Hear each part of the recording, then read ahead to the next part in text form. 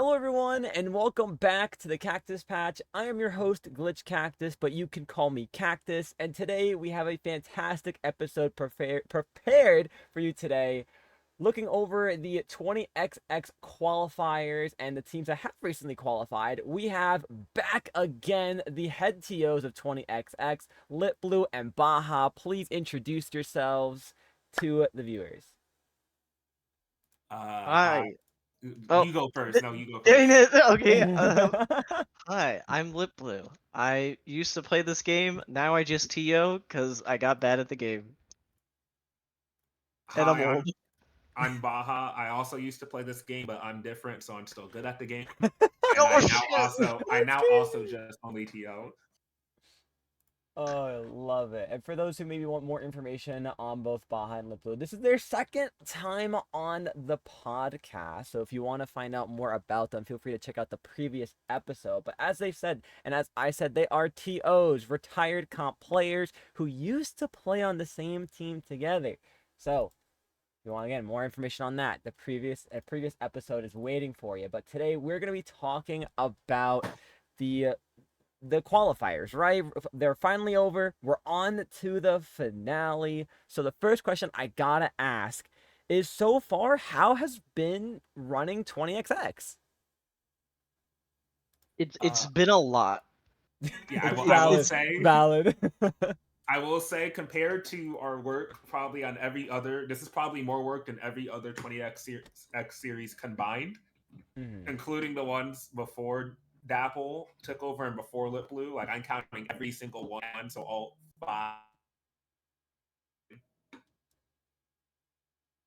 yeah, it's definitely been a lot just because there's just so much to do. And when you think about the qualifiers, you're essentially hosting three like miniature majors Mhm. back to back to back. And then you have to get all these players organized from different places in the world. So it's definitely been a lot of work, but I've still had some fun. I still think it's been a cool thing. I'm just really happy the qualifiers are over and I'm ready to for the league to begin. Yeah, I mean, you know what? That makes a lot of sense. Like you said it best. I think it's three mini qualifiers repeatedly, and instead of preparing for just one and having to deal with all those potential issues that you could have, it's like just like it's broken down separately, which is for one, major props and huge thank you to both of you for doing what you do. I mean, I can't imagine running a one major, let alone three somewhat miniature ones repeatedly each weekend. So you guys deserve a massive props. Both you two and everyone else that's on like the TO team and staffing, like huge props and just huge thank you for what you do. Because, like again, from as someone who's like dabbled a little bit into what the side of TOing looks like, and a little bit of helping with like streams, and also just viewing like it from like an outsider perspective, it's a lot, and y'all do incredible stuff. So for real. Also wanted to just add on to that. We want to thank Brownie, Joyon, who are our two main streamers for the qualifiers. They also are going to help a bit with the league as well. And also, of course, Pinky, who does a lot of work. Um, Pinky does most of our graphics and all those sort of things, and a lot of the organization things as well. So they bring in just a lot of help and a lot of support, and they are phenomenal. Yeah, I love that we have so many players that are just people in the community that are able to do so much and help wherever needed. It's beautiful, it's amazing. And stuff that's not amazing is problems that come up during something new like this. Something where you go instead of having one major, it's split up. So what are some challenges that you guys had to face when it's come to 20XX this time around? Uh, I would first say probably one of the biggest challenges is, well, one, getting people to show up to each event, just a thing, because and then like you said, running three events. So one of the things this time was that we ran it on Sundown, whereas every other 20XX beforehand was ran on Battlefy. Okay. So we had to learn how to use Sundown.ink, and it's a great site, but it's kind of different learning how to run a tournament on a different website. Yeah. and then on top of that, just making sure. I will say from we really, I guess maybe because of how the event's aimed at, but I'm surprised we didn't have as many people in help desk as like a regular 20xx. Mhm. Where but I guess maybe that's just because instead of having 100+ teams on one day, it's split up. Like maybe there's 20 qualifier one, 20 qualifier two, 30 qual three, sort of. So it's split up more. uh, Kind of going off of what Boz said about the website, we found this one thing live where, so with the way our counter system worked, it was essentially you can counter any mode as long as the map wasn't previously played. However, the Sendow site didn't allow that. So that was something that we figured out pretty quickly. That was a bit unfortunate. So we had to kind of skirt around that there. And it was my first time TOing a Sendow tournament was the first qualifier for 20XX. So that was an interesting experience as well. In terms of like other difficulties, I think it's also just like I think the main hard thing is just it's a lot to think of, and Mhm. it's like, oh cool, we have the first qualifier. Guess what? We're back here next weekend. Oh, we're also back here the next Yeah. weekend as well. Yeah. And then oh, the qualifiers are over. Yippee! Oh, we have all this other Oh, yeah, stuff we that we now have haven't done to yet. set up everything. Yeah. So it's like usually after 20x, it's like, all right, guys, see you all in like a month after we take our break of all right, we just healed. Whereas now it's like, all right, guys, we finished healing. See you all in 7 days. Yeah. Yep. Go back again. Run it back. Yeah, I mean, so that's so with running it now on Sendu, which is like probably the biggest difference that was mentioned. Besides like so those like minor things for overall, did like the site from a TO perspective seem pretty like TO friendly, and pretty easy to kind of get a use out of? Because I know Start GG can be a hassle. I would say that yeah, overall it was really easy to use for the most part. Besides like the obvious thing where we didn't know that our counter pick system didn't necessarily work on Sundown Yeah. until. But other than that, I mean, setting it up was pretty easy. Seeding was probably the easiest it's ever been. I wish Start GG and Battlefy had seeding go the way it's done in Sundown. And then I mean everything else ran smoothly. The site didn't crash because I know Start GG has crashed during majors before. Yeah. Yeah. Don't miss those. I think yeah, especially with the seeding, how it automatically seeds based on like send out queue, And Hmm. like like power. obviously, sorry, I'll let you finish. No, no, you go, you go, you go. I was gonna say like obviously we changed the seating around a little bit, but beforehand with like old 20xx's we would do it all manually, which means that it's usually me and Lip Blue sitting in a VC for like an hour, 30 minutes, 2 hours, like 2 days before. Like, and this includes going through teams that we think might enter. So like if we see like a team who has like two of their members and they're missing the other two and we think they're gonna sign up last second, we'll still seed them. Hmm. So it's us all manually doing that.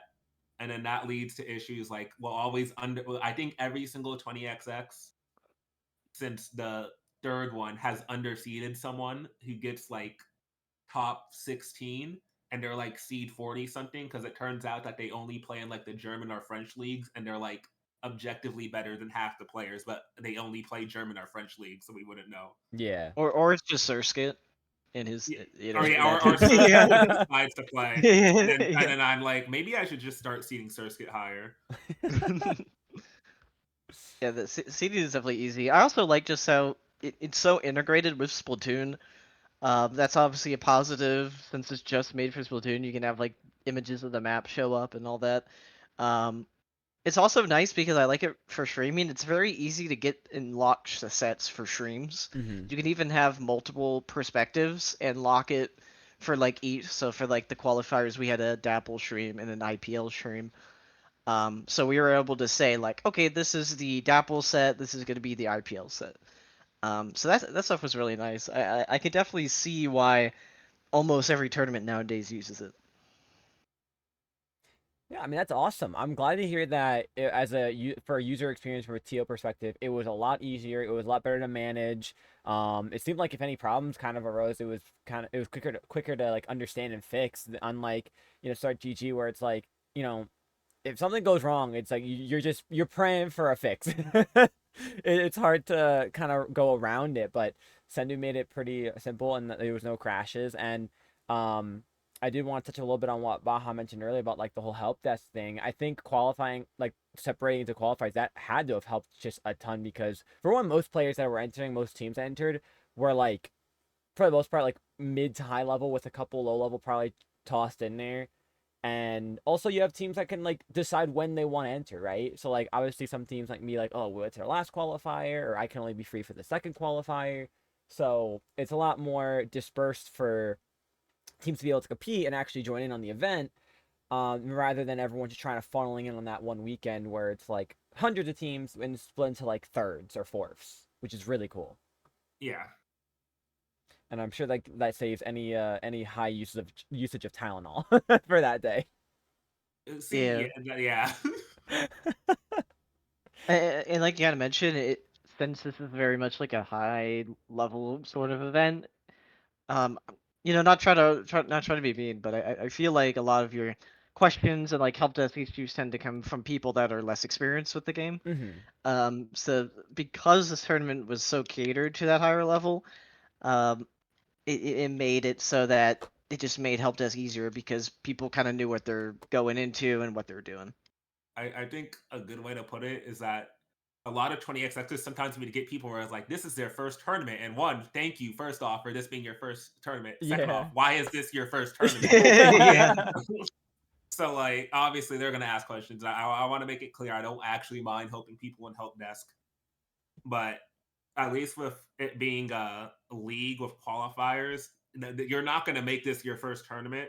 And if you're like a lower level player, you're probably not gonna be like, unless obviously you want to. And again, we did have some lower level teams play, which shout outs to them. But you're probably not gonna end up playing if you don't think you can at least maybe get a qualifying spot for the most part. Yeah. Or if you're either playing because you want to get a qualifying spot or because you see all these strong teams that you want to get practice against playing. So you're gonna join so you can fight them and then maybe also get a qualifying spot. Yeah, I mean that's one of the reasons like the team I'm on currently why we entered the first qualifier. One besides all of us being available that weekend. The other reason was like we saw a lot of these strong teams and we saw opportunities for one, great practice, and two, the belief that we had potential to at least take one or two, maybe three if we're lucky, of these teams onto either game fives or like take a set. So um but yeah, it's amazing to see like some players that one, if it's their first tournament, they're giving it a shot at like this kind of higher level expectation. I know some teams just also like if they're newer teams don't realize exactly the type of teams that are entering some events.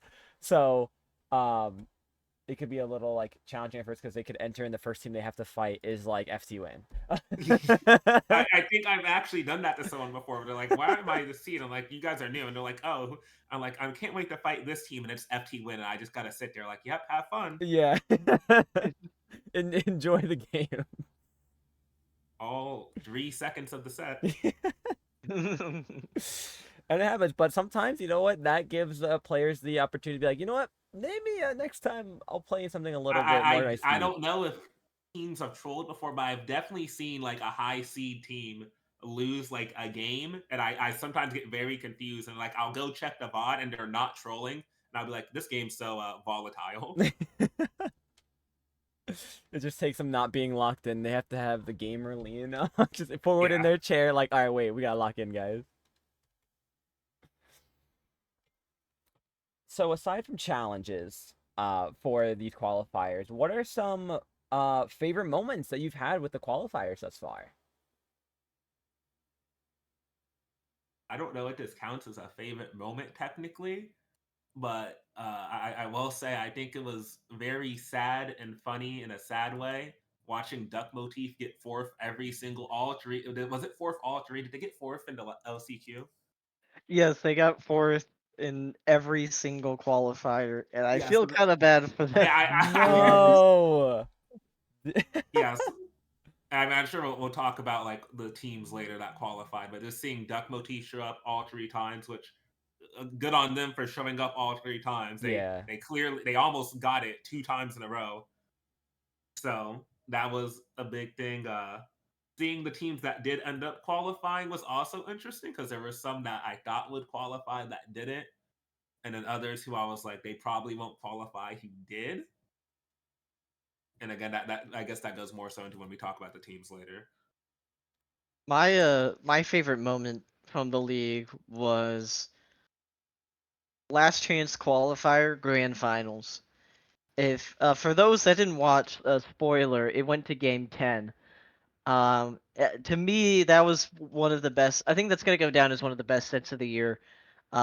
Just a really cool, really fun set, and I got really hyped for it. And it's cool because it was the last chance qualifier, because only one team made it, and because whoever won that set went on to go to the league, and it just added the stakes, it added the hype.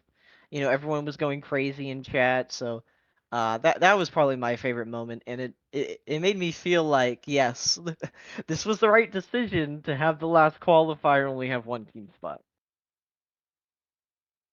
I remember watching that last qualifier, that grand finals. I don't think I've ever been like, yeah, people say like, oh, I'm in the edge of my seat as like a just like a saying, but like I literally was like standing in my chair, like who is going to take this every game?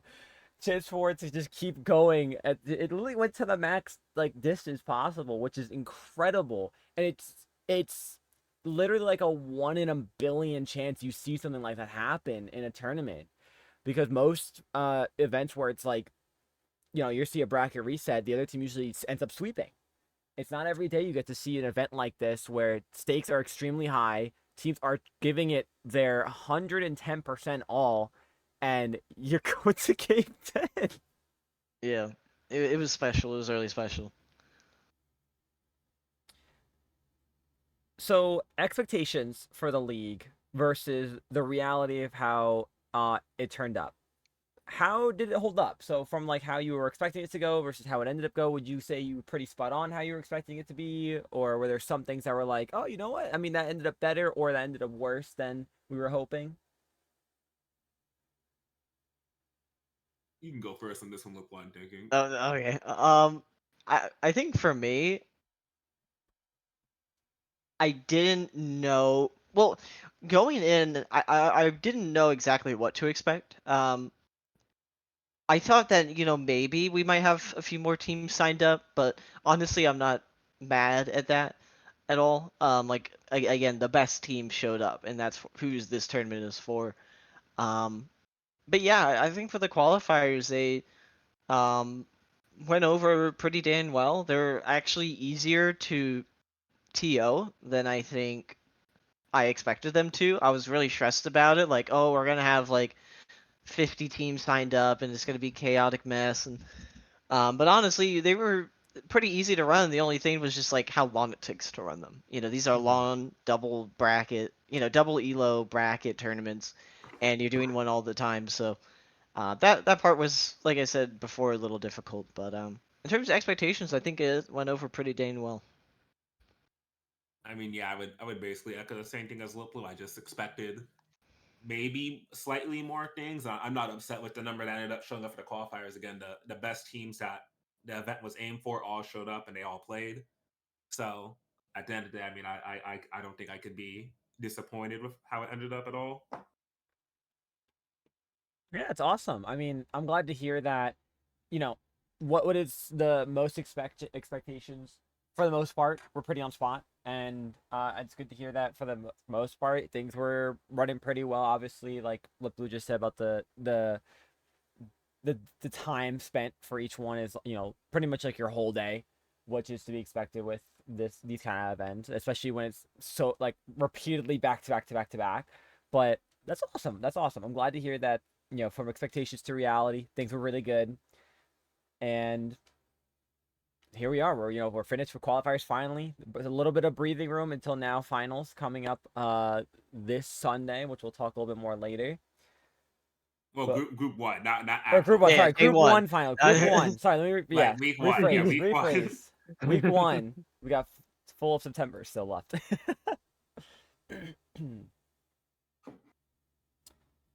So since we are moving on to the groups of finals, what are you most forward to looking to? Uh, Hold on, I now gotta go look up the groups without actually technically spoiling them because I don't remember who's fighting who off the top of my head. Yeah, no, Oh, absolutely. can you repeat your question again? Yeah, What was so it? qualifiers are finished, right? Now we're finally on to the finals of the rest of the month of or into September. So obviously each group is gonna be separated again into each weekend. What are you most looking forward to when it's gonna come to these group matches of the teams that qualified? Honestly, for me, I'm just very curious. I I feel pretty confident that there's some teams that are going to be more on the lower end and some teams that are going to be on the higher end. Mm-hmm. Um, but in terms of like the spots, I honestly feel like I feel like the top two teams in each group are probably going to make it through. But I feel like the other spots are kind of like up for grabs, and I'm really curious to see like what team is going to step up and if there's any teams that have been like really grinding and practicing a lot and they might get some surprises. Um, I'm also really excited because I'm excited to see how this fosters the scene a bit and fosters top level. Mm-hmm. Um, Kind of like a more of a long-term thing, but I hope a lot of these players during the tournament and after the tournament's done keep playing together and keep grinding and continue to strive to better themselves as players. Uh, yeah, I mean, I'll agree with that. I think, like Liplu said, I think there's two teams that if they don't make it to the WLM Grand Finals for the league, are that's going to be a very very big what's the word, upset. There we Drama. go. So drama upset. Like do we pull out the washed, like the my goats washed banners for that? Or like the what's the But chat message where it's like my mom asked if I did the dishes. I told them the team's name. yeah, She knew they my were watched. my mom asked if I did the dishes. I shouted Metro. She knew they were washed. If Metro and Grogu don't qualify for finals, and I will say those two are separated from which I think everyone figured they would be separated from their groups. Mm-hmm. I'll Yeah. be very surprised if they don't qualify. But I think the other two spots, because two teams from each group go, so it's top four teams go to finals. I think the other two spots are kind of up in the air. I think you could make a better case for some than others, but I think there is an equal shot for all of them that end up making it, which is actually kind of surprising because I feel like with leagues like this, sometimes you kind of end up in a, oh well, there's really only five teams that actually matter. The other, like, how many teams are just there just to be there basically. But I could pretty much say this time that even the pickups are actually all pretty strong, and I could see them taking games off the top teams or even just sets. Yeah, I think this is one of my favorite eras of Splatoon 3 where we have an opportunity where a lot of top level is pretty neck and neck right now. And obviously right now we have no defining, you know, NA champion, right? We have no team that's kind of like one above the all. A lot of teams are able to take games off of each other and everyone's striving for that, that podium. They want that number one, I'm the best title, and it's really cool seeing all of these teams here to compete for this. And this league, I think, was like the best opportunity to start shining this through, and not just like a 1 day event, because you had teams that obviously for the two qualifiers it was a top three teams, so you had teams that were fighting out through there. And then, of course, the last qualifier, whatever remaining teams were trying to compete for that spot, they all were showing up. So it's really incredible to see how close these matches could be coming up for the group stages of the finals. It's especially from the qualifiers, we had a lot of close matches. There are some rivalries that are going on between a lot of teams, which is really fun to see. I know one that stands out to me right away is Moonlight and Celeste. I mean, when I interviewed Moonlight last week, they have said they've taken games and sets off of majority, if not all, the teams that have currently qualified. except Celeste. So they are going in not only for revenge, but also the W on their mind. They want to win everything. And of course, Celeste is aiming on still being the best, taking everyone down that they can. So I love it. I love these little mini rivalries. This allows some time for it to build up too. So all these teams are getting a lot of practice in. So yeah, this is gonna be exciting. It's gonna be an exciting time for Splatoon 3. I Yeah, think exactly. that's the big thing is that there's no like defining like if we held a league say like even like 6 months ago, everyone would be like, oh well, this one team's clearly better than everybody else, so they're probably gonna win.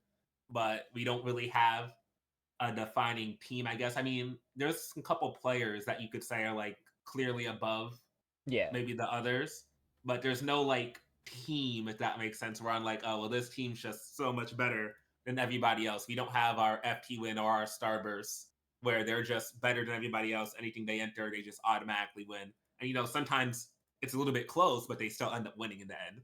Yeah. Whereas now we have teams sort of trading wins and stuff right now. I'm really excited. I'm here for the energy.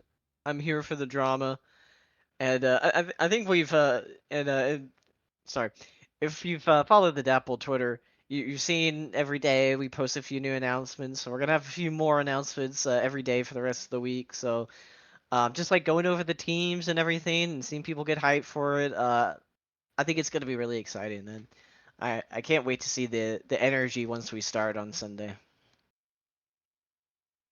I actually do want to take a moment to appreciate those posts for the teams because some of them have like really funny sayings from the teams.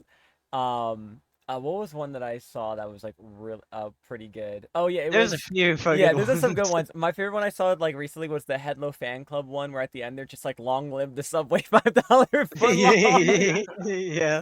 Like I I like I love like that. I like the Moonlight one as well. That's like got Kraken nerfed. So that was good. Yeah. So that was part of Pinky's idea, I believe, if I'm not wrong, to get quotes from every team. So just kind of a fun little quick way to show some fun and some personality. Yeah, it gives the uniqueness. There's more to the team than just their title. There's players behind it, and a lot of them like to have a good laugh themselves, and you love to see that. You love to see some giving either serious quotes or others that it's just like, yeah, we're here, smile. And I now just realized that their logos are behind them on those. I didn't even notice that What, you before. didn't know that, Bo? Come No, on. I just noticed the logos are faded into the background. You need some glasses. I'm wearing them. You need to get better glasses. I Yeah, want that's to say. probably. I just got better glasses actually. Wait, Say, are you using a Game Boy Micro to look at Twitter? no, That's sadly. crazy. Not the Game Boy Micro. But yeah, I think again one of the things that I think the scene's been lacking, and that was one of the reasons we decided to make the league was a sort of what's the word here? Story? Personality? Yeah, storyline personality. Where Yeah. Lore. there, yeah, Team like lore. Yeah. I love No, I the love lore because that. sometimes I watch like big tournaments, like I'll watch a Sendiki final, and I like the gameplay and stuff, but I'm not really invested in who wins. It's sort of like, oh well, this team won, okay, and like Mhm. it didn't always used to be like that, especially back during like Tassel. I think Tassel's probably the big one where people remember where there you were picking your favorite team, you were cheering for your favorite team, and you would show up to their matches, and even if you weren't going to necessarily watch all the other matches, you would make sure that you watched all that team's matches. And I think having that in this community helps a grow the scene, and two shows that we're not dead per se. Yeah. Like there's still hype going on, and we can still show up when we need to or want to. Yeah, I mean, and as somebody who follows majority of the top players that play in certain like majors or events, um I know a lot of people will just kind of look to those player individuals like Twitters if they know the player or they've seen them around the scene long enough, right? Sometimes they'll like a lot of teams like when they win, players individually will tweet out like like a tough loss or like let's go, I'm better, built different, I'm the best, things like that. So it's like you get their hype, but also you've been following that player for a while, so you know what to look for. But for those that maybe don't continuously like follow the scene like that, having something like this where you're able to kind of give a little bit more uniqueness and personality to these teams, to these players, to their profile pictures, to their names, it allows people to kind of have favorites, right? People that they want to cheer for, that they want to win. Similar how like with the Ink TV Resurgence League, you had all those moments where it was like, they had those like kind of mini team interviews where it was kind of like telling you the story about them, what they've accomplished, and then also you've had them say stuff to their own accord where they said themselves like we're gonna win, we're gonna be the best, we're gonna hold a title, and then next thing you know you have a crazy upset of the year. So it's it's awesome that this league has allowed for that personality to build for these teams, and now people are gonna go into watching some of these grouped matches throughout the month and have teams they're personally rooting for, whether because they know them or they saw them play and got to know a little bit more about them.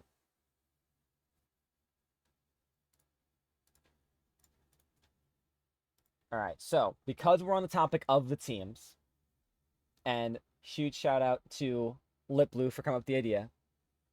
What are the teams that have currently qualified that you were surprised to see qualify for the league? You want to go first, Look, or you want me to go first? Yeah, Because I sure. I'll might. go first. I was like, I might Um, make people upset.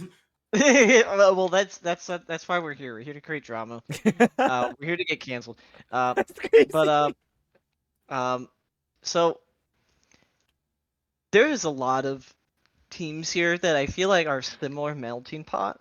I will say, I don't mean this as a negative thing, but I'm very happy that Henlo Fan Club qualified because, to be honest, I did not expect them to qualify in the LCQ.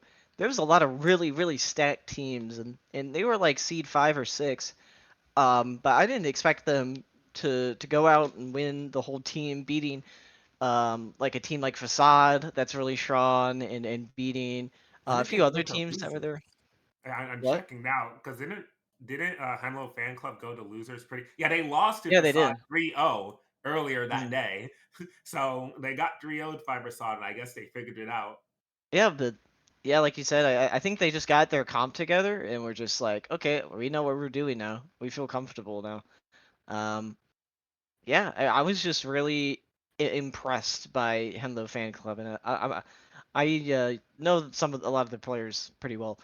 Um, so that was a team that I was really happy to see qualified. That to be honest, not in a disrespectful way, I didn't see qualifying. I think Henlo Fan Club especially is impressive because after they lost to Facade, was it 3-0? They didn't lose a single game till grand finals after that, in which they went 3-2, 3-2. So actually, did they lose any games other than to Facade? No. So Henlo Fan Club literally only lost to Facade, which I mean that was the top two. So what else? Another team that I'm actually surprised qualified, and it's on Omega's YouTube channel is Moonlight because they pulled that comp. What was it? Was like Carbon Roller, Double Cooler, and 96 Gal. And No, it was Squeezer. It was Squeezer that got him that far as well. They well, played a okay, lot of I Squeezer think there. they played Squeezer and 96, but they Yeah. pulled that comp that I think they said this. They had only been practicing that comp for like I want to say like not even a week at that point. So that was sort of like a last ditch effort, and I mean it worked really really well. It ended up getting them to third place, so they qualified. So that was really big for me when I saw them qualify after switching to that comp.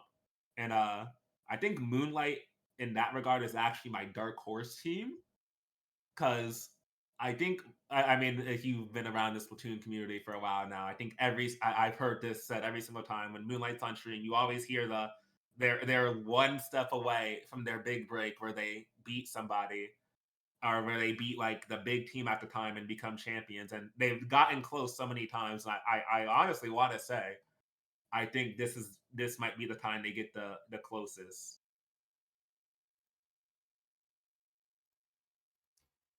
Yeah, I mean, absolutely, right? So, wow, my train of thought just left my brain. Yeah, I mean, Moonlight had that moment in Low Tide City where they were able to take a set off Starburst, right? That Starburst pickup, and um, send it to a bracket reset, which was incredible. And like you said, they're close. They're right there, and might be their opportunity to shine above it all, and claim victory over certain teams, if not the whole event. And um, it's interesting to see for teams that you guys were expected to CJ like a Henley fan club being the last team to qualify. I think was a shocker for a lot of people too, because of just a lot of the teams that were competing. So speaking of teams that were competing, what about teams that you were shocked that didn't qualify? Okay, well, we mentioned duck motif already. Yeah. Yeah, I feel bad. I obviously, for those that didn't know, they weren't playing with their full roster for the second qualifier and for the LCQ. I am curious though. I wouldn't be shocked if they did actually have their full rosters that they probably would have qualified. I feel like second qualifier. I almost wonder if Red Shell, because Red Shell was the one that was missing, I believe, because Yeah. he had plans and he just couldn't make it. So I almost wonder if Red Shell was there, would they had qualified? Like maybe not won the tournament per se, but I feel like would that have been the difference? I got them third place, which would have been a qualifying spot. Mm. I especially Uh, thought after the first week they probably would have, but Yeah, that's the other yeah. thing. After I will say also that the team that won the second qualifier, I didn't even expect to qualify. I'm gonna be honest, and I'm friends with Nilla and Hemo, so that kid fan club just getting straight up first, and I think they also did it in a they did it in a pretty convincing fashion also. So I think they only ever dropped one game to any team they fought. Otherwise, it was just 3-0s or 3-1. So it was 3-0, 3-1, 2-0, whatever. So them winning was actually a pretty big shock. I don't think anyone expected them to at least win. Maybe get a qualifying spot because they're all good, individually good players. But winning the whole event was a shock to me. Yeah, they were Uh, seeded fifth in that tournament. I think They were seeded fifth.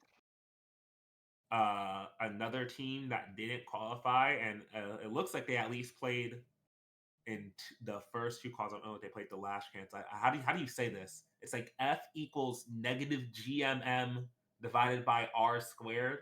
Gravity equation. I think is what they went Okay, by on the That's okay, comment. incredible. I remember that name. Yeah. it's a gravity equation. They got seventh and fifth, which obviously not qualifying, but that's actually pretty consistent overall. Yeah. So shout outs to them for doing consistent.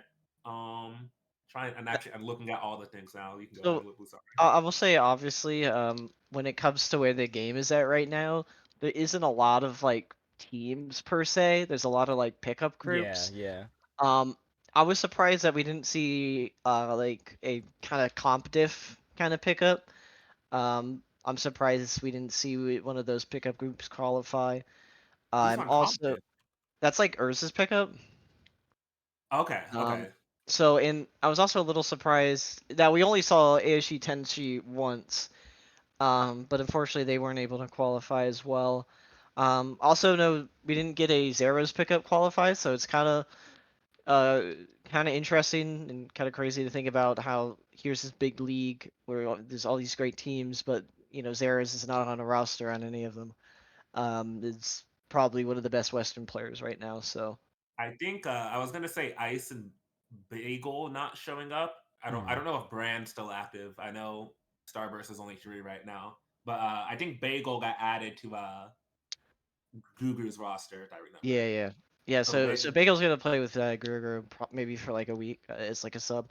yeah, Um, so at least Bagel showing up. I'm surprised that Brand, Ice, Bagel didn't try to get a fourth to fall because that probably would have just been a free qualifier for them. I would assume. Mhm. Um, Another one I'm surprised, and I see this now as the EU pickup of like Trizzy, Illis, like just a Trizzy pickup didn't even get close to qualifying. I think the highest they got was fifth, which is very surprising to me because those are all +1 players that have been in +1 for years at this point since like the beginning for some of them basically. So them not qualifying is very surprising. But yeah, like Lip Blue said, there's not as many teams per se. There's a bunch of pickup groups. So Yeah, of like individual Hen- players. Yeah. like Henlo Fan Club, when they qualified, they had played the other couple weeks, being like fourth and fifth, and with different things. And when they picked up Len, I guess because maybe one of them wasn't free and Len just happened to be free, they ended up qualifying. So yeah, I guess. And then again, like I said, Facade ended up barely not qualifying, and I almost wonder because I think they only played the LCQ. I almost wonder if they Yeah. what would happen if they had ended up playing one of the other two. Honestly, I think if they played every one, I think there was a good chance they'd qualify. Um, like again, like they went to Game 10 against Henlo Fan Club. They're a very strong team. Um, but like yeah, like you said, they only played in one tournament. They're going to play actually. They're signed up for the first one. I think I something believe came for up. a They were while. busy. Yeah, I think Yeah, they I just think they got just busy. got busy, and that is one thing with the tournament with the qualifiers. We do have three of them, which is good and nice. So you have opportunities to play. But sometimes your schedules aren't gonna line up, Yeah. so that stuff can happen. Other than that, I mean, everyone who should have qualified, everyone who like you would expect to qualify to like an FT win ish pickup. Metro, obviously, which is I'll say Zenith pickup, Yosho Zenith pickup. Celeste, obviously, Mhm. and then I think people expected Moonlight to qualify. I don't think there was any way Moonlight didn't qualify per se. I'm just surprised. Maybe people thought they wouldn't qualify in the first one and had to do the second or third one, but I mean they got it over with pretty fast. So Yeah. so like every team that you expected to BT Dex qualified. So besides like I guess honestly the two fan club teams are probably the ones that are the ones where you're like, oh, they qualified over like say Facade or Duck Motif. Mhm.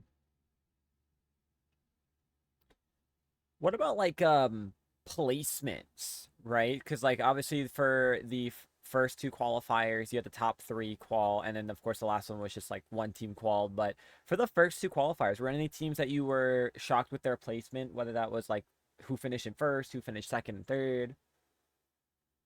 Like Baja kind of Qual. said earlier, I Mhm. think the main one was that Kid Fan Club.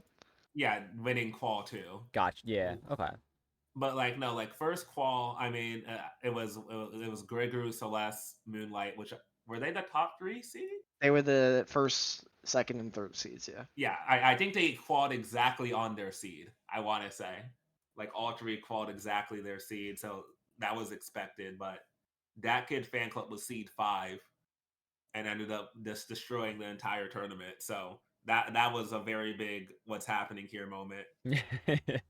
And then obviously LCQ, there's only one spot, but the fact that Facade didn't end up qualifying, I don't know what seed they were off the top of my head, but I think they were like I didn't see. Okay, I will say I probably should have seeded them higher, in hindsight. But there's a lot of good teams. I think they were like fifth seed, and I think Kenlo was seed fifth 4. seed. Yeah, seed four. Okay. Yeah, so like the top 3 seeds for the LCQ just didn't qualify. Mhm. Hmm. And like in fact, third seed's the one that got third. Seed 1 and 2 didn't even get for or I think one was fourth, one was fifth. Yeah, So I think that part of was that. also a big shock. I think part of that shows is like there's a lot of when it comes to the current era of Splatoon, it's a little unpredictable.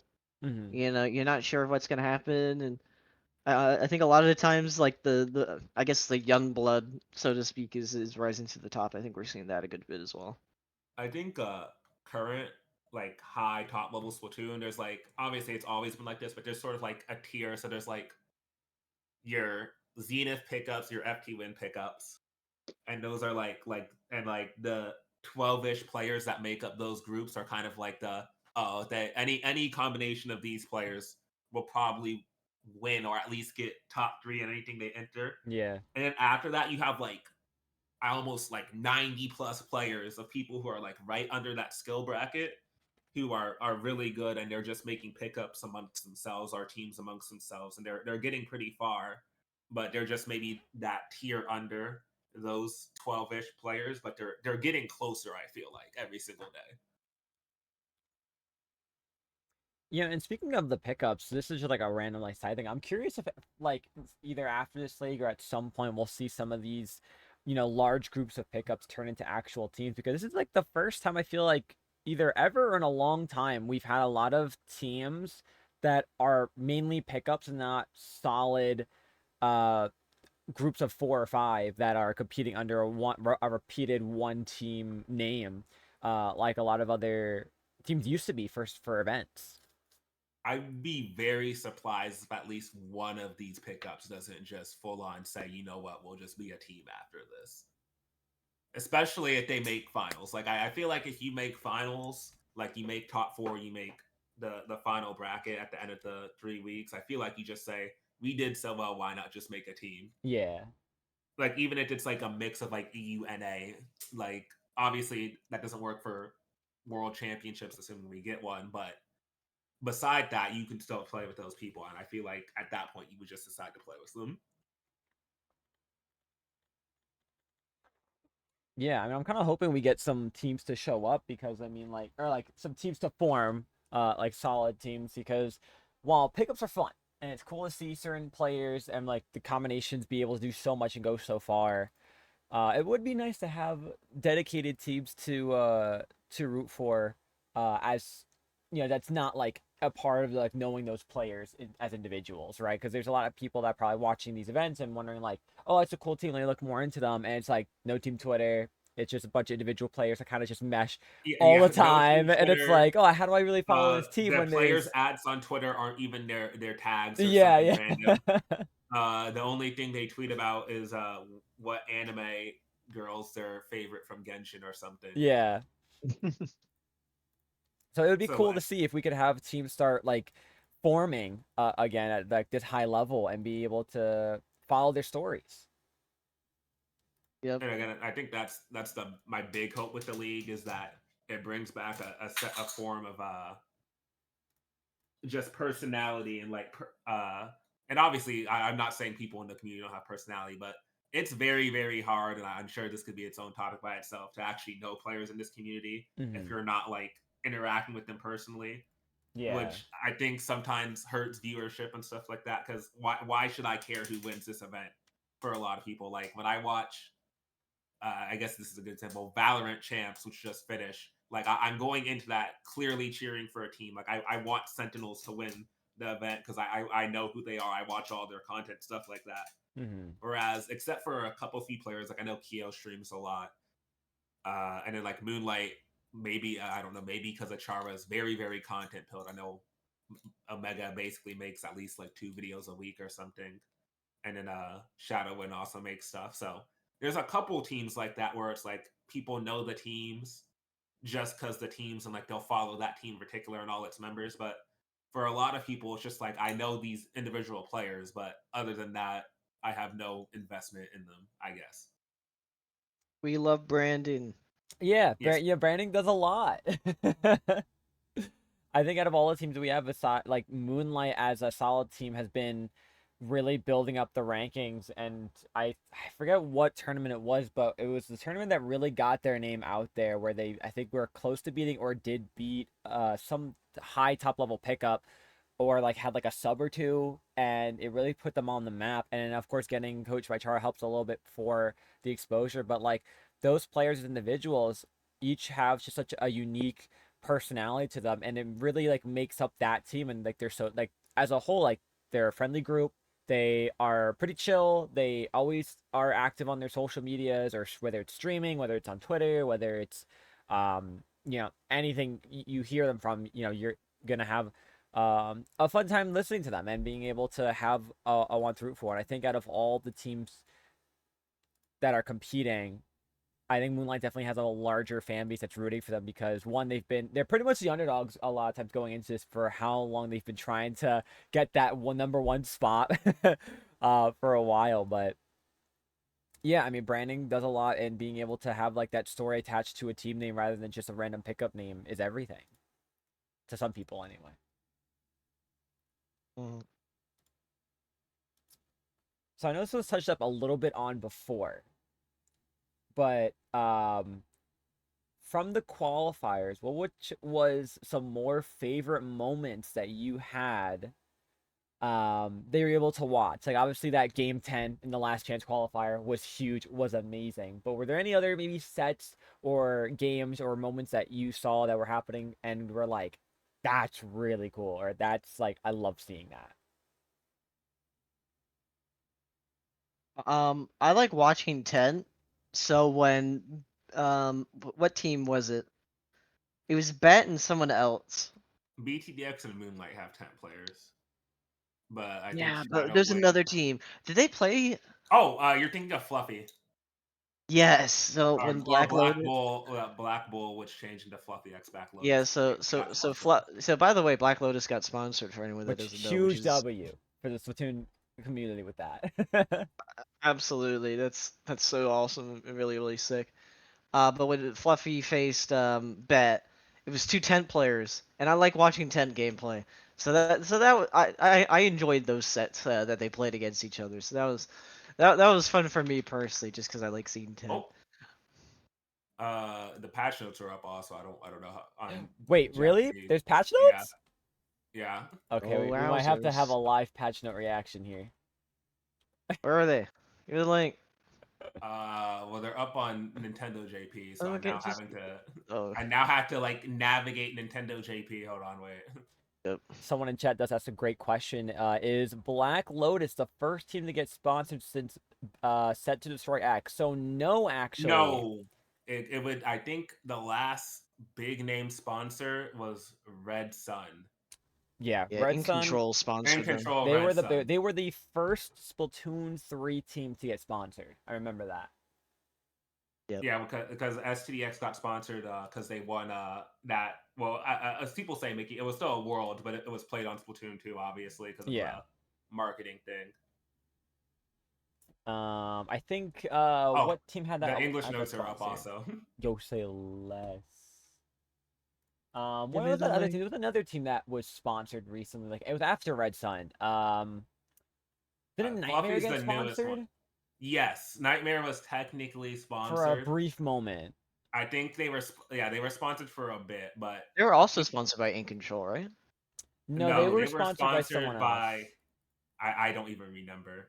It was so Oh. long ago. It's yeah, it was a long time I ago. think they got their sponsor and then they disbanded like quickly after. I think they lost players like almost immediately after. All right, Reen, breaking news. We have patch notes. You want me to read them out, or you want Now you I already can have read this? them out. Oh yeah, All you By all read right, means, read them and then Squeezer. Um, slowed the speed of the fire shot pressed after pressing the ZR button by approximately 5%, what? and shortened its flight distance. So a big squeezer nerf. Slowed movement speed by while firing by approximately 8%. That's some pretty big nerfs there. Range Blaster got radius of explosion damage by 6%, so that's a nerf. And it also got a paint nerf as well, I guess. Dude, So RIP Blaster players, they're fighting Range their Blaster. lives. Ooh, Snipe Rider. That's a big one. Slightly That's decreased the the width of spray droplets created by shots. That is a painting nerf. what I have to say something about Slosher. Oh, Slosher players are gonna have it out for me, dude. That's Snipe Rider. Oh Slosher. yeah, Slosher got a nerf. Ink consumption. 9% in consumption. That won't matter as Wow. much. Heavy That, edit paint nerf. Why? I think cooler. It's Welsh probably just Green paint nerf. Man, why they gotta do Welsh Green like that? Yo, Kaizuka That's got so nerfed. bad. I'm shocked Zuka got another nerf. Wait. Someone said they buffed the net code. There's no Uh, way. it's Brazuka probably increased the amount of time between activation and becoming able to fire by 1/12 of a second. Oh, so it's gonna have Whoa. like it's gonna have delay time close to like reef sliding. That's actually crazy. I think that puts it. What is that? I mean, it's not. I don't think it's fully in line with. Oh yeah, that's right. The banner got changed, but we don't know what it looks like. CRB and Slosher raised their points for special to 210, crying. I mean, that's all good. This is unironically a good patch. I don't think there's anything wrong in here where I'm like, man, Oh, this thing we Trizuka nerf too. yeah, and Uh, 1/4 of a second delay before you can shoot now. Wait. Made it so that Japan and regions near it cannot select Tentatech division when selecting an X Battles division. Um, oh, so oh, Japanese players can't go to yeah, NA. they can't go to NA for the free top 10 badge because they're win trading for it. Oh, Because if you check the leaderboards, it's actually kind of crazy. wow. Dang. Wait, Wait, but nothing for the other way around though. So NA is free to NA go is into still the other allowed to region. go, yes, but They're they're like, NA, stopping. you're not that good yet. Keep trying. Yeah. They're, I think they're just trying to stop Japanese players from throwing in NA lobbies for the top 10 badge. For real. This is actually a crazy patch. This is actually a really good patch. There's even explanations for everything. Yeah, I Alright, mean, this is so I want to know, what did they change the design of the splash tag to? So now I'm curious.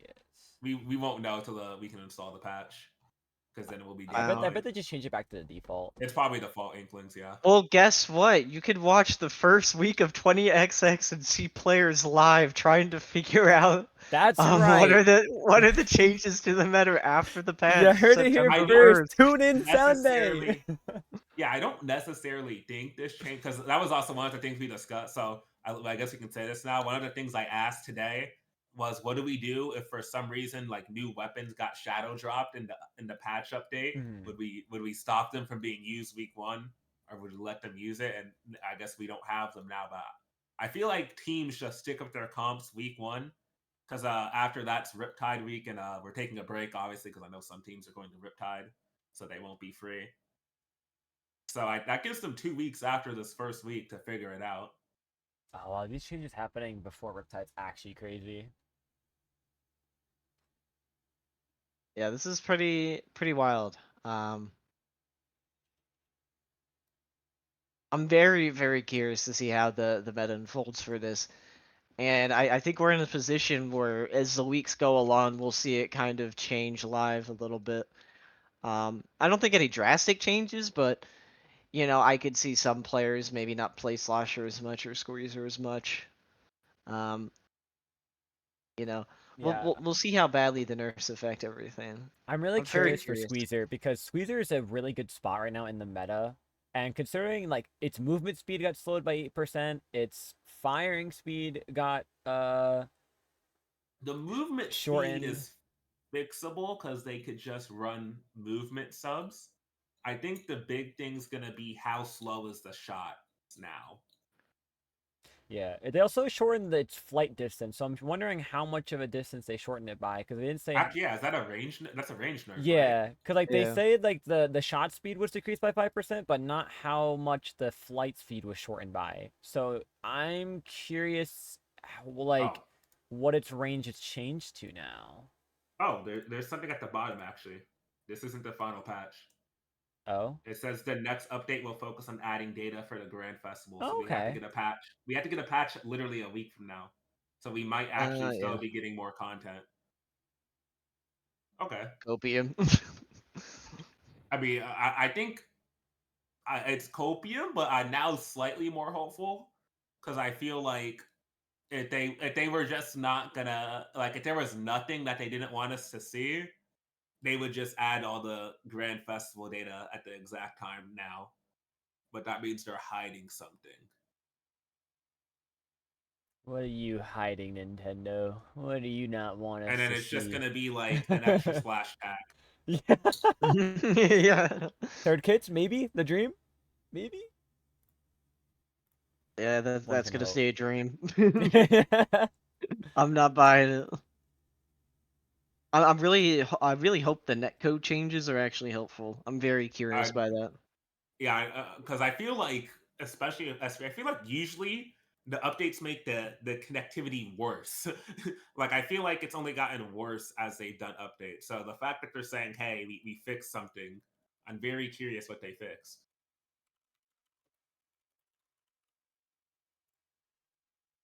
This is Also, a really different path. they did indeed nerf. They only nerf things actually. They didn't buff a single thing. I mean, I'll give them props. They stayed true to what they said last patch. So They said we're going to mainly nerf stuff, and they quite literally meant only nerf stuff.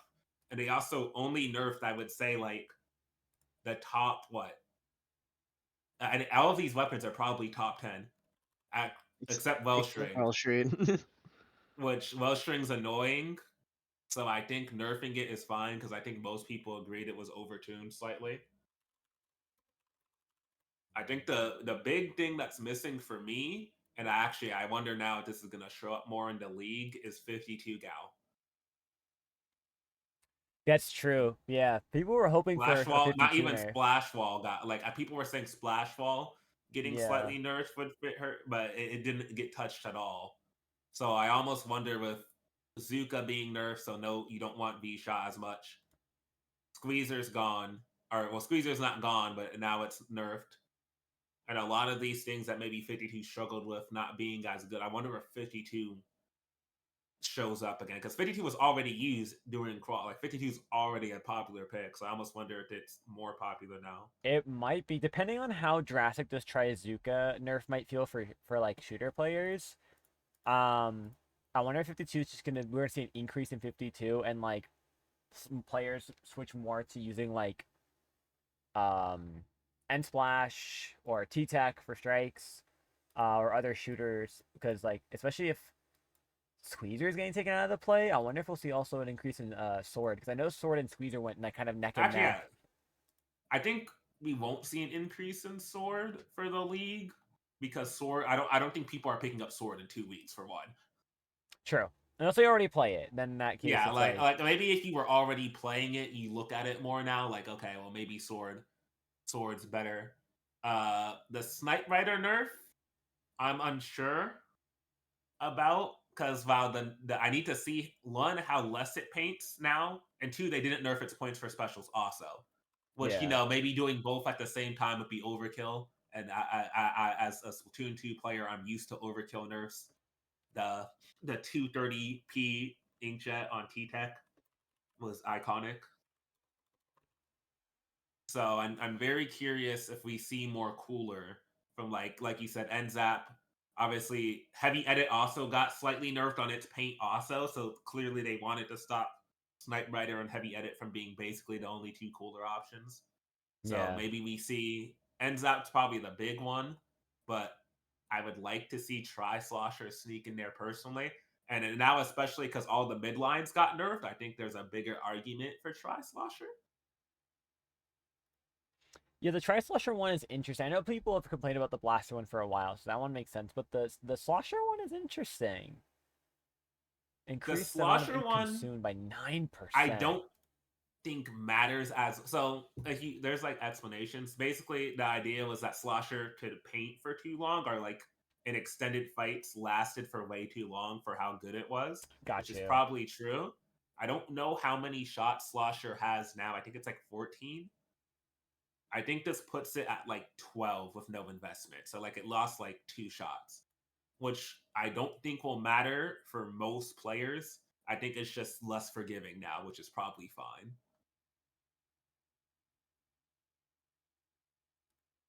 And then I mean everything else I think was warranted. I mean I'll stand by it. Wellstring was annoying and overtuned.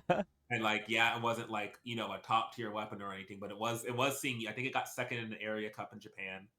I know Wow. Chara was experimenting with it. Yeah.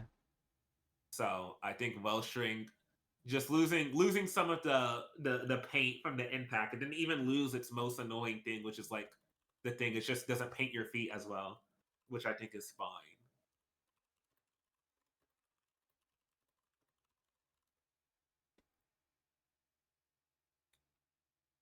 I need I need top level to show me these changes this Sunday for the 20XX groups. Because this is gonna be interesting.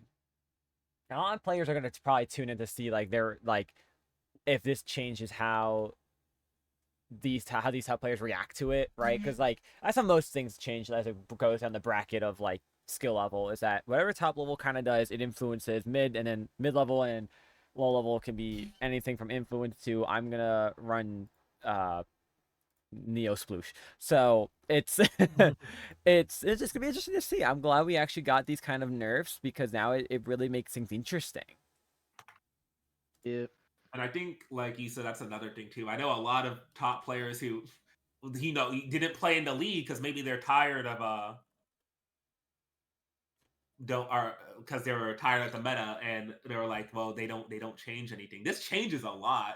Maybe Yeah. not, maybe not to the point where we're getting like a new meta per se, but this opens up a lot of opportunities where there are weapons that were already performing well regardless just from one tricks, Yeah. but now they're maybe not, now their counters are worse, so now they can do even better. Like I think a big one for me as a Tetra main is Tetras. Tetras were already seeing some use in Japan, and pretty much every single weapon that got nerfed countered Tetra in some way or wasn't the best matchup. All of them are now worse, especially being worse with ink efficiency is a big one.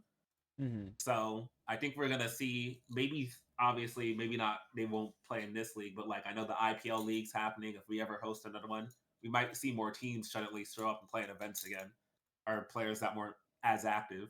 Like I want to play more now. Yeah. I mean, you know what? I think I'll finally Whoa, stop that's a complaining crazy about statement, getting shot bro. by blaster players.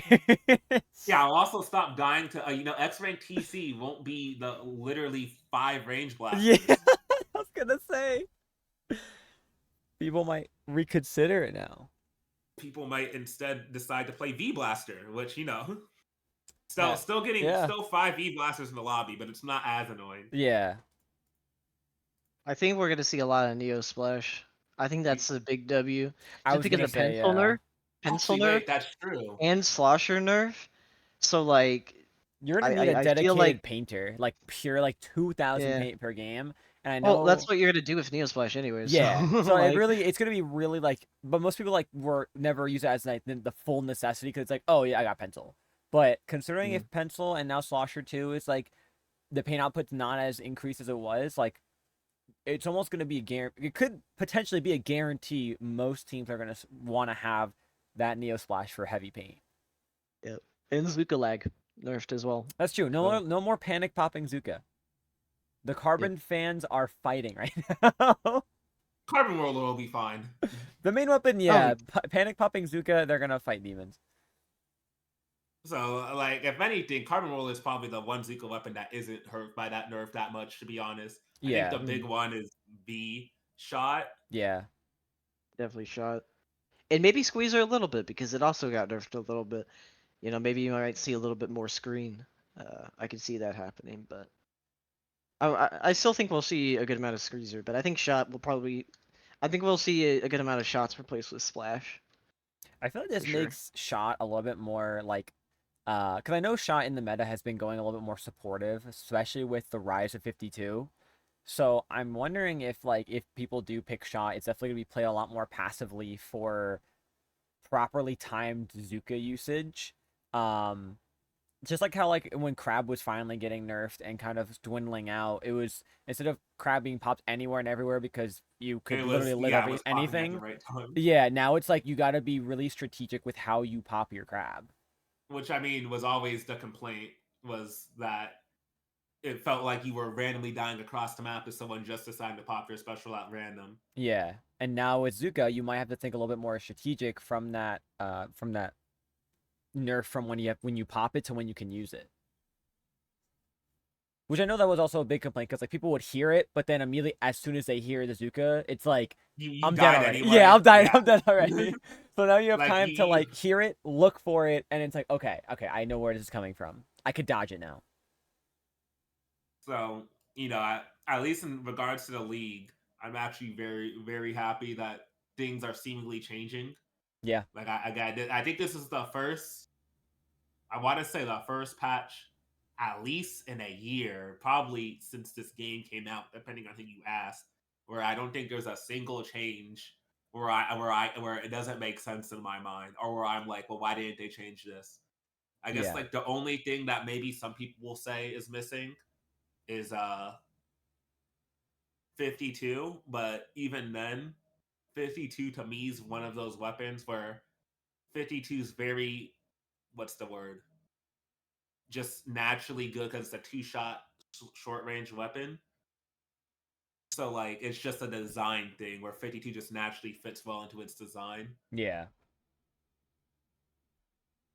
Yeah, I mean, especially with like, um, I've been learning 52 myself a lot and being and just trying to test out both regular and the deco version, and like as a whole that weapon can be really good in either. 52 with wall can create space, take space, and if using your wall properly, you're not dying to a bomb at it.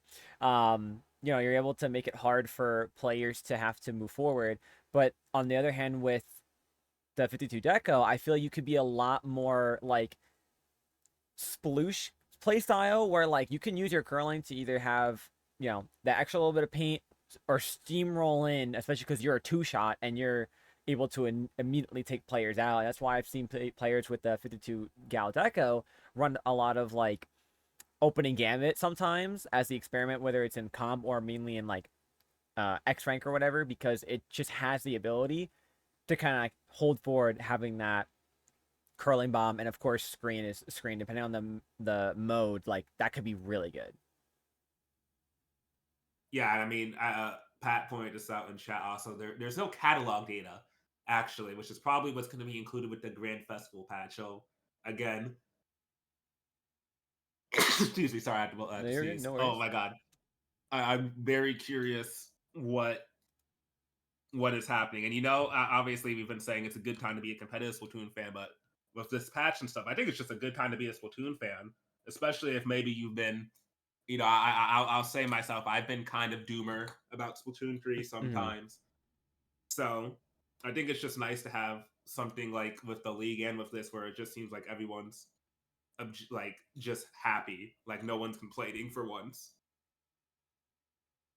Yeah, no, definitely. Pat does actually bring up a good point. The Splatfest patch will probably be too late for the new season, They'll just so delay it, in my opinion. I I don't wouldn't be think that means surprised. anything. I wouldn't be surprised honestly if they change it up and give like a post Splatfest catalog. They have to do the infinite catalog. There's no way they don't, because they need to Yeah, make it so people can unlock stuff somehow, whether it be just infinite catalog gives out shell out machine tickets or whatnot. yeah. Give out some kind of way to keep players somewhat invested until they inevitably potentially announce Splatoon 4. I don't even want to imagine I what they would. don't think I don't want to I don't imagine what think that would happen. Splatoon 4 next year, I believe. you still think it's next year? I think it's the year after. I think it's announced next I think year. it would be awesome if it came out next year. I think it's announced next year. If they go off of the plan I think they were originally aiming for, like where it's like every 2 to 3 years, I think releasing it next year is not terrible. But I think I'd like it if they took Technically, their time and did it like early 2025 or 2026. didn't someone check though, like the Splatoon 3 like credits, and like they're missing several notable members who worked on S2. Like I think S3 is mostly new hires, if I remember, at least for like major stuff. So I mean, again, I wouldn't be surprised. I mean, we all know S3 got delayed at least a year. It was probably going to be what 2021. Yeah, and then with like the rise of like, the pandemic, it probably slowed a lot of that progress down. And I wouldn't be surprised if like they end up scrapping a lot and just kind of redoing things. Maybe just they were like, well, we might as well just do this for Splatoon 4 on the new console because we're getting that next year, Yeah. instead of Yeah. putting it on this when at that they would have knew long by then that the new console was on the way, and would have been probably told that they should their next projects were going to that. So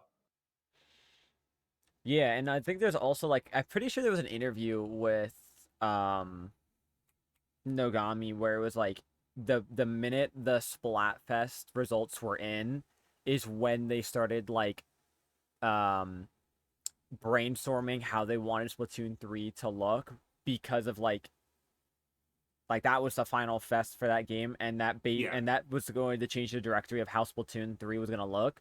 So, and I'm sure for Splatoon 4, they probably, at least because I don't think whatever team's going to win is going to affect the game that much outside of like a couple maps. And I think the single player is the big one. yeah, single player was the biggest, is definitely the biggest kind of, and the like overall design too of like kind of like the plazas, the main story, player design, how that's going to look depending on how probably this fest goes. And like you can have your writer write multiple scenarios depending on which team wins. Yeah. So they don't even necessarily have to wait till the fest. Like I'm sure one of the writers probably has a here's what happens if future wins, what past win, present wins, stuff like that. Yeah, which that's got me wondering. Obviously, like that's for another day, but how they would move forward with that, because like past, present, and future, that's gonna be a fun one. I guess what team are you picking out of curiosity? I haven't chosen yet. I haven't chose either because it's so hard to figure out because I love like the idea behind all of them, and it's like because each one has that whole like like enjoy the present, remember the past, look forward to the future, things like that, and it's like then of course people are choosing based off the idols for each one, and I'm just like, man, I don't know, this is this is hard. Nah, When is the final fest again? Is it like after Riptide? I think it's Riptide Week. Hold on. I wouldn't be surprised if It it's might be Riptide. Riptide Week. If it is Riptide weekend, I'm gonna Which cry.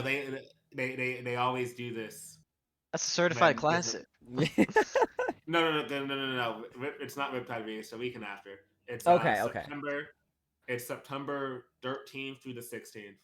That's right, because when we were planning this, one of the things we were like, oh wait, we're meeting with Final Fest. I'm like, we're on the last day of Final Fest. Those teams will be tired of playing Splatfest at that point. People will watch. Also, if Yeah. anything, the interest from Final Fest that will gain will just help us more than anything.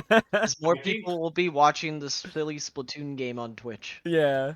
And competing in it's events too itself. So for our tournament organizers are gonna have a huge increase in competitive players joining in because like you can only get so much fest, especially because now the fest is 3 days long. Oh my yeah, god. I will say 62 that hours. they're doing some crazy stuff for that fest. I give them credit. They're trying some new things out with like the stages and whatnot. Yes. There's that big run. Is that no? Okay, that's the not. Okay, that's doing Riptide. I'm pretty sure Yes. it is Yeah. It's the that Riptide big run. weekend. So I feel bad for people at Riptide. I'm sure people will be trying to use setups for that to play that big run It's standard gonna run. be a classic hotel room meetup to order Actually, pizza wait. and play a big run. Oh, that's not good. Actually, hold on. But What? remember that update? Yeah, What? that's gonna come out during Riptide. That's No, funny. I remember the Wi-Fi at that Kalahari is not good from when I returned it. Best of luck to all Riptide players. And I'm sure if you update your game, then you probably can't connect to the other people's PBs, so that's gonna be a trip. Oh boy. It's gonna be a fun time to be a Splatoon fan and Riptide weekend. Although you know what, most players I feel like aren't even gonna be playing their Switch that much besides the competing, unless you have and then, until you have like those players that grind the game no matter what, especially because big run. So hotspots come out. Someone's gonna offer their hotspot to let everyone update. Yeah. Yeah. Oh man.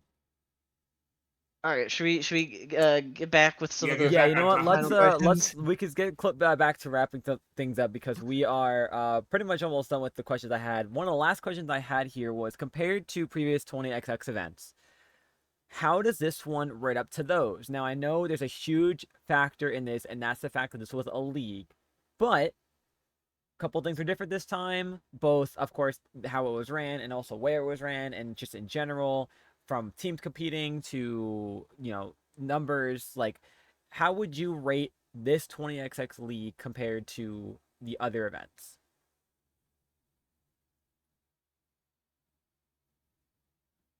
I personally, okay, so it is a lot more work, as we've kind of mentioned before, Mm-hmm.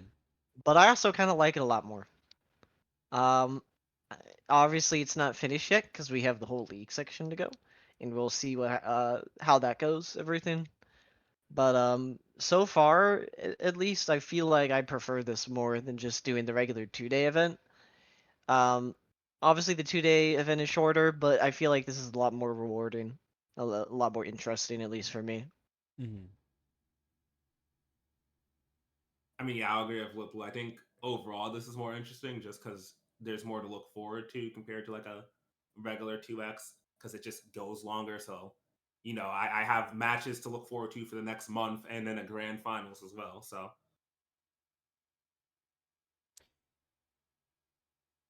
That's awesome. I mean, yeah, this is definitely obviously vastly different from just a one weekend major. This allowed for more viewership, more stories to tell. This allowed for more rivalries to build up. This allowed for kind of more like wonder and mystery about who's gonna qualify, what they're gonna like when are they gonna qualify, if they compete.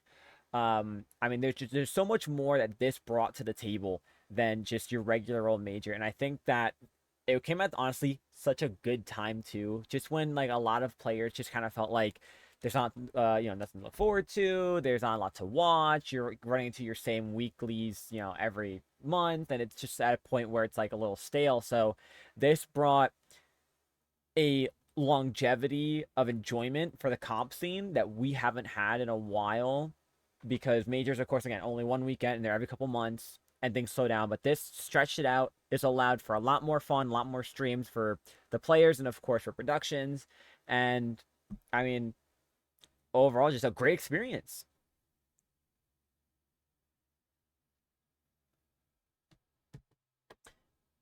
And with that, that's really, I think, everything that I had to ask about the Ooh, league thus ooh, far. Oh yes, wait. secrets. We gotta make our predictions. Yes, predictions for the league. Now, do you want to do predictions based on groupings or just in general where teams I will? think like I think we should do like a top three. Like, what's our Okay, top yes, three yes, teams? yes, So I'll go first since I mentioned it. absolutely. I gotta pull up Sendo anyway to find the teams. Yeah. Pull up the teams. Pull up the teams. hey, Um, hold on, I'll send you something. This will yeah, probably help you. yeah. Bao's got the sauce. Yo, let's Um, go. so my personal top three, and I'm gonna do this in order just to make it extra spicy. Put it out there. Um, I think third place is gonna be Metro. I Okay, think second place is Celeste. I think first place is Grogu. And I think that's our top three. I think Celeste is gonna really do a lot of really good things. Um, but I think Grogu's just a little bit better. I feel like that team is when they're locked in and when they are trying, because sometimes they don't try, but when they're actually trying their best, I feel like they're just really hard to put down. Um, they just have great chemistry, and you have like essentially the just like you have four of the top like 10 players in the West on that team essentially. mm-hmm. And then like second Celeste, I think Celeste is really strong. I think they're putting in a lot of work. I think they're grinding a lot. I think they're gonna get second, and then obviously Metro, who won Super Jump. They're a really interesting team. I honestly, I do think they probably get grand finals and have them at third, but it's been a long time since Super Jump. You know, that was all the way back in July. It's gonna be a month and a half between that tournament and the first week of the league, and even longer. It's gonna be 2 months between that and the finals. So I'm curious to see how they do, but I think they got a lot of Sean players and Sean folks on that team. I like their comp a lot. I think their comp a lot works well together. So I think we'll see them make the top three as well. Now I am curious to see what y'all are gonna pick for your top three. I guess I'll go next, so Absolutely. Cactus can cap it off. You got Uh, it. I'm gonna go number one Metro. Okay. Uh, number two, I have three picks. I'm gonna Does I'm there gonna only be one second place? okay. I'm gonna be different. I'm gonna say Grogu, and then I'm Okay. gonna go with number three is gonna be Moonlight. I'm gonna go with that. Whoa, Okay. Okay. I think whoa. if Moonlight makes it to the what is it to the finals, I think they at least get third. I don't think they get fourth if they make it to finals. And then I'm actually gonna list a fourth as my dark horse team. I'm gonna go with That Kid Fan Club. Okay. I think I think Celeste actually doesn't make it. And I think Ooh, Celeste doesn't make it wow. only, and this is only if the 3 teams in their group lock in on practicing. Because I'm very curious, because I don't know how much Celeste practices. I assume they practice a bunch, but I think if the other 3 teams in their group practice more, I think Celeste actually gets third in their group. My problem with Dat Kid is not that they're bad. They're definitely a good team. They're strong. I just think they're unorganized, so I don't know what to expect. Like, I are think they actually honestly like? that unorganization. I think that unorganization might work to their benefit because like people will be expecting like with Metro and with Celeste, since Mhm. they're well Metro's case they're a pretty consistent pickup and Celeste is a team, but you can watch sets of them playing and get an idea of their play style and what they're gonna do. What are you supposed to look at for Dat Kid fan club besides obviously the qualifier? Like there's not that like you can't study your opponent in this case. Mhm. If that makes sense. Yeah. Like I can look up 20,000 videos of Moonlight playing and figure out maybe an idea of how they're going to play. And obviously, I'm sure Moonlight's coming up with new strategies. I'm not going to use the exact same things, but I can still get people's play styles still generally have a basic idea behind them. So I feel like in that sense, that kid fan club has the benefit of no one knows what they play like. I like it. I love these. So man, I'm looking at the teams that we have here, and this is like it's really processing for me now how stacked this this event is. A lot of great teams. So I That's think yeah, there's a lot of great teams here. All right, so for my number 3 spot, I'm gonna give it to Henlo Fan Club. For my number 2 spot, I'm gonna have to give it to Celeste. And number 1, I gotta go with Gru. You don't think Metro makes top 3? So I thought about that's a this, right? spicy meatball. Because Metro, while like heck of a performance, incredible team, I feel like they've besides like scrims and practices, right? Like I feel like there's something like what Lipu was saying. Celeste, if they just lock in, can destroy. Like 100%. I feel like if I put Metro anywhere, it's definitely number 4. Because like not for nothing, like Black Lotus, great team. Dat Kid Fan Club, great team, but also their pickup. But Black Lotus, with a lot of their recent performances, haven't been performing to the level that I feel like we used to see them at, Yeah, especially that with a makes lot sense. of these teams coming up. So,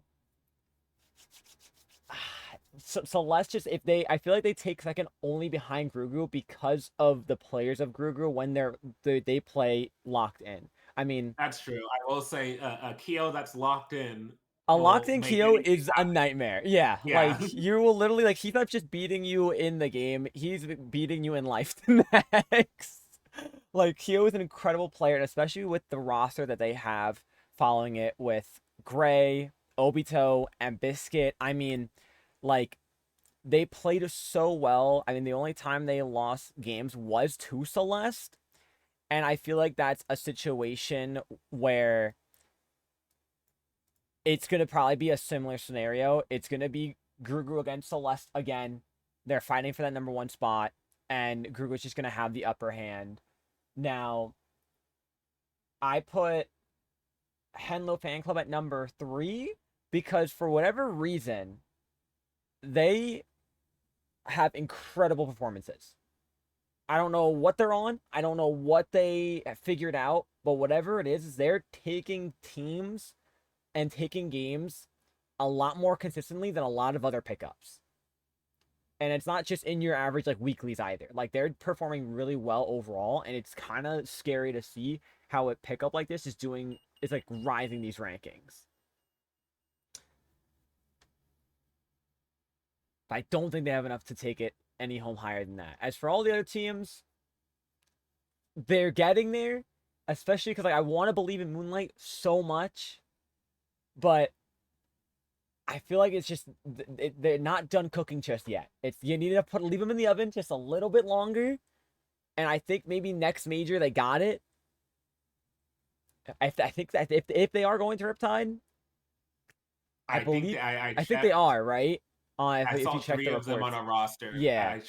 I think one of them was missing, so they're either playing 3 out of 4. I think all 4 are attending. So I think if there's an opportunity for them to start showing up or to show up like a huge win, I think it's Riptide. Depending on who else goes, obviously, but like I think they have a strong chance at finishing #1 this time, especially after their performance at LTC. Most of their members came to Gridlock, finishing in second. So that's another like their back-to-back seconds. I feel like the third time's the charm. But when it comes to for this event, I feel like at most they're following. Maybe they follow right behind Metro for a 5th or 6th placement. I was a little surprised by when you picked Henlo to get third. Yeah, it's I was a definitely little just off surprised their that. I mean, performance. Like lately, honestly, I will say, because of how stacked the tournament is, and groups will be revealed, I think, on Friday. Hello Fan Club's group is probably better for them over the other group. Yeah, yeah. there is one group that I think is harder than the other one. And Oh yeah. sometimes that's just how the cookie crumbles sometimes. Yeah, yeah. I mean, Yeah. like without spoiling anything, like taking a look at it, I definitely think I agree. One group is going to be a lot more. I think it's going to be more entertaining by how the games are probably going to go the distance. Like those sets are probably going to go the distance in one of these groups. The other one though, I agree, it's really favored to just like one or two teams. They're just going to take the rest out. And yeah, I definitely think Hello Fan Club, and in fact, I'll just say in their group in particular, I think all 4 teams. I think there's one team in there that's just an auto qual. I think the other spot is an even up for grabs between all 3, like Yeah, no, I can almost agree to perfectly that. even. Yeah. So yeah. Is there okay? I guess just to ask, who do you think has the worst chance of getting? Just because I'm curious to start things Yeah. off. Who's gonna Who's beat the the There's who's losers? the no way. loser of this? No, you know what? Okay, I'm gonna start it, and I'm gonna say this right now. For any of the teams that might be watching this, by all means, take this clip and turn it into like some crazy montage edit for Twitter. But the worst chance, so basically, the team's gonna like finish last, pretty much. Like worst set record and like obviously like group stuff, or like worst Yeah, records total. I think worst set record for me, I gotta go between two. That's Black Lotus and BTDX. Real okay. And I say so for You explained BTDX. Black Lotus Yeah. kind of already. Why BTD? I'm curious So about BTDX. for BTDX, I feel like it's the anytime if there's ever a time they show up, it's literally only a major. And every time they show up for a major, it's very rare they get very, very far. I low key was kind of shocked they even qualified.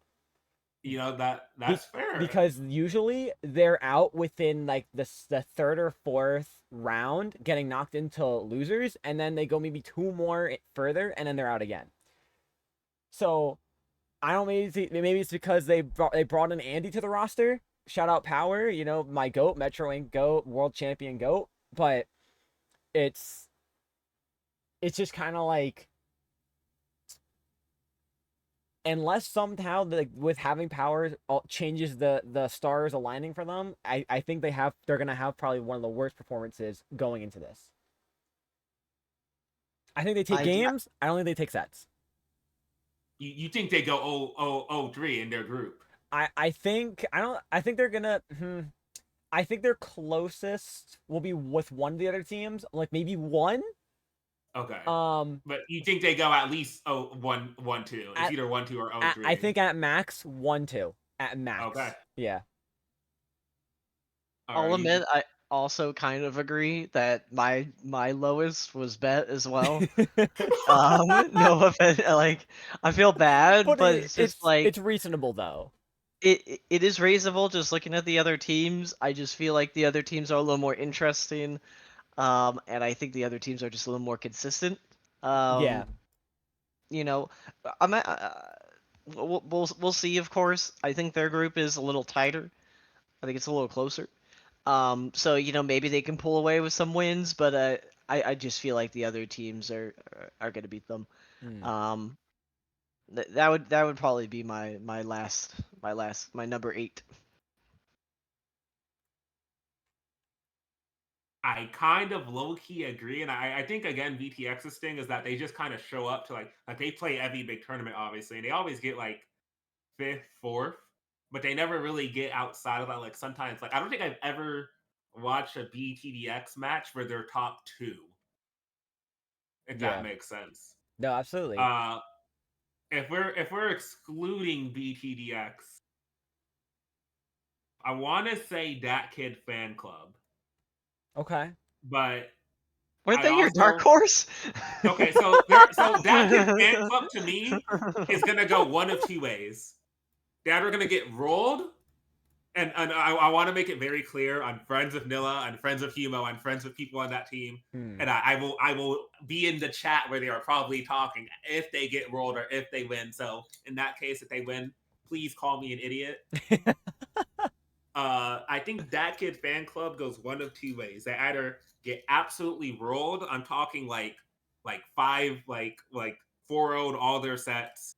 Like GG's go next, or no one expects them to like really prepare, and like teams go into it like, this is an easy win, we don't even gotta bother, and then they get rolled. And Mhm. then they're like, oh shoot, we actually got to start trying, and then like the set's really close and maybe that kid pulls it out in that case. Yeah. Otherwise, yeah, I'm gonna say the team that's probably my least likely is BTDX, but that's also just because maybe I'm the most unfamiliar with them.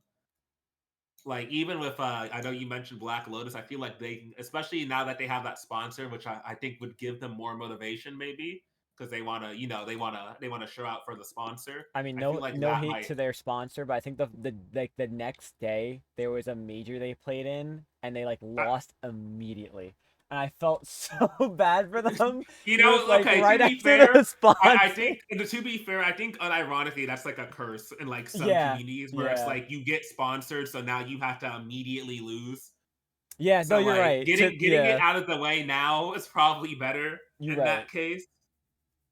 So, and I think now, especially maybe going into that first major, and you just immediately got sponsored, so you might feel pressured a little Yeah, bit too much. And now yeah, you're like, okay, the pressure's off. Let's go back to work. But yeah, I think in that case, BTDX and that kid are probably my two things. BTDX more than that kid. That kid sort of my depends on how well they prepare. And from what I know, they are preparing. So yeah, yeah. No, 100%. I think honestly, I'm looking at the qualifiers now because I want to like back up a little bit for the bet decision. So they played in the first qualifier and they um lost 0-3 to Duck Motif and sent down the losers bracket. They 2-0 in the round 4. They 2-1 round 5. Get immediately destroyed 2-0 by Moonlight in round 6 and they're okay, out. They come back second qualifier. And again, with like, I think just literally the only player they added to the roster and changed around was Power. power. It literally was just having Power. And they start off strong round 1, 2-0, lose a game to a team called Applebee's for 3-1. They are able Okay. to beat Duck Motif 3-1. So Duck Motif barely lost then. Yeah. And in which case, I guess would Duck Motif have been my least favorite if they were in here? Because they got fourth Yeah. 3 times. Yep. And the second qualifier, it's funny enough, they got sent to 4th by Bet. Yeah. So they rematched So, in loser semis. oh, okay. But did they get double eliminated by bet? Yeah. Or Yeah. oh, So okay, yeah. that just sucks. Yeah. Okay, yeah. That's just Yeah. unfortunate. All Yeah. right. Bet took them out, and then Bet had went down to losers because they fought the Black Lotus. Then they Mhm. reversed it to 3-1 in finals of losers. against Black Lotus, sending themselves to Grand. So I don't know what they figured out in losers bracket, but they were able to turn it around. I do know BTDX. I don't think Power's on their roster. I don't know if Power's Actually, playing. Actually, no, Power Power, left the roster. That's right. Power, They yeah, got a yeah, sub. yeah. Okay, so Hmm. I mean, for this kind of okay, I mean, unless whoever they keep on their roster now, it like locks them in and they're able to perform well. But I mean, looking at the performances from the qualifiers, it seems Power had the magic touch and they were like locked in. But we'll see. And We'll see. Anything can happen. I was okay. I guess I can say who their sub is. It's Snipe Z. Okay. So I know Snipes is really good. When I was in +2, I would play with them a lot, or they would just be hanging out. So I'm sure they're practicing again. I'm curious because obviously I think even Popgun said this on his podcast. The big thing was Power being there, like and them qualifying. So I'm very Yeah. curious if Snipe Z works well with them, like Power seemingly did. Yeah, And we'll see if they need him. one thing to kind of reveal a little bit, little secret, is that all of the commentators for 20XX will be giving their predictions as well every single week. Oh, I love that. So that's going to be a fun little game. We're going to keep track of that and see who's the commentator champ. To Remember, see it's who has the okay best to call them predictions. stupid if they're wrong. No, I'm joking. Please don't bully them. Oh But yeah, man. it'll be the commentators are having a fun little game predicting who eat sets each week. So that will be fun for stream to see. But yeah, I think is there any other questions or is that it for the I mean, most part? besides that, for me personally, that's all I had. Unless there's anything else that we need to go over, but I think that's everything. This is the moment where the floor is yours. Shout out what you'd like to shout out. Thank you'd like to thank. It's all yours. Uh, I guess I'll say the same thing as last one. You can follow me on Twitter at Baja Shiro. On and then that's all I really use. Other than that, go follow the Dapple Productions, Twitch, Twitter, YouTube, stuff like that. The matches will be, I think they'll be on YouTube within like at least the streams will be on YouTube within like a day of them happening. So if you missed them, they'll be on YouTube. You can always catch it. And just please watch the league. I think it'll be a fun time Please. regardless. I think we'll have some very interesting sets, and if nothing else, I think the beef in quotes and trash talk from this will be very, very funny. We do have a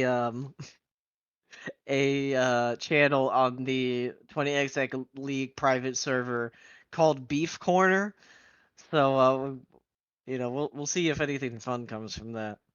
Um, but in terms of myself, follow me at LitBlueRocker. That's LITBLUROCKER on Twitter, and watch 20XX League. It starts Monday, and it goes for the rest of the month. So get hyped, get ready, get your orange juice and your popcorn. It's gonna be a fun time. Your orange juice and your popcorn.